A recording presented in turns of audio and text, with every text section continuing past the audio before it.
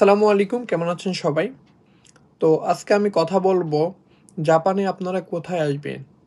গ্রামে না শহরে? বা কোনটা ভালো হবে?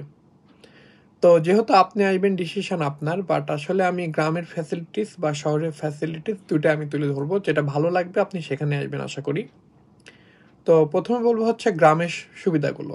যদি আপনি জাপানের গ্রামেতে আসেন, গ্রাম মানে এটা না যে গ্রাম হচ্ছে বাংলাদেশের প্রত্যন্ত অঞ্চলের মতো। জাপানের গ্রাম অবশ্যই ঢাকা শহরের চেয়ে অনেক উন্নত। তো সেক্ষেত্রে যদি আপনি জাপানে গ্রামে আসেন, সেক্ষেত্রে অবশ্যই আপনার বাসা ভাড়া কম থাকবে, টিউশন ফি কম থাকবে, খাবার খরচ কম থাকবে। ইন টোটাল বিষয় কিন্তু সবগুলো অনেক চিপ থাকবে। সেক্ষেত্রে অবশ্য আপনার 100% এটাও মাথায় রাখতে হবে, আপনার স্যালারিও কিন্তু কম হবে।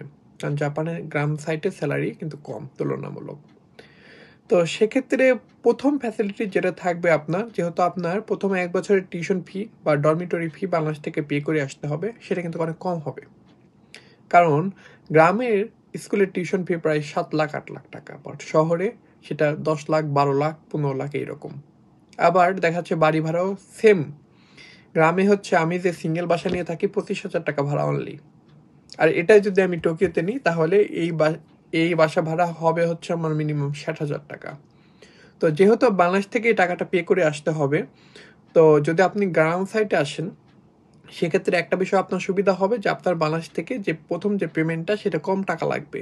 পরবর্তীতে জাপানে এসে আপনি নিজস্ব ইনকাম করবেন, ফ্যামিলি থেকে নিতে হবে না, সেটা কথা ভিন্ন। বাট ১ম এই যে টাকাটা লাগবে সে টাকাটা অবশ্যই আপনার অনেক কম লাগবে।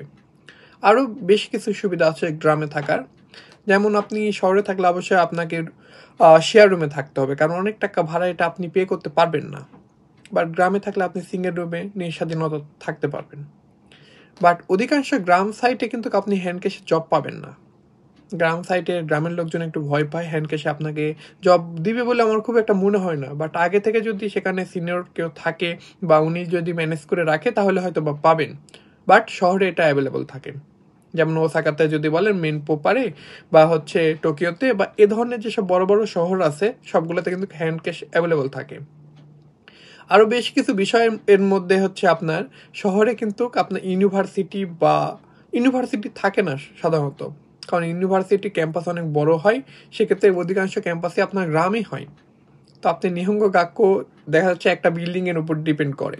বাট যখন আপনি নিহঙ্গ গাক্কো শেষ করার পরে আবার ইউনিভার্সিটিতে ভর্তি হবেন, আপনাকে গ্রামেই ফিরে যেতে হবে।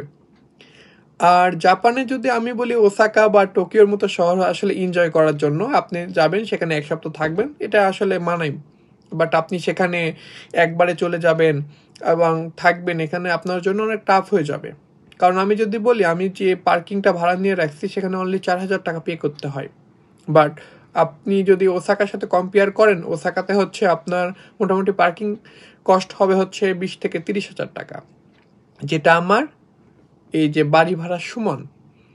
তো আসলে এইভাবে যদি আপনি কম্পেয়ার করেন, অবশ্যই আমার মতে গ্রামটা ভালো হবে। আর ফার্স্ট অবস্থায় যারা নিহঙ্গ করতে আসতে চাচ্ছেন অবশ্যই গ্রামে আসবেন। তাহলে তাহলে দেখা যাচ্ছে আপনার টাকাটা অনেক কম লাগবে, সেটা আপনার ১০ বা ১২ লাখ টাকার মধ্যেই আপনি জাপানে খুব সুন্দরভাবে ভালো একটা স্কুলে আসতে পারবেন। ধন্যবাদ সকলকে।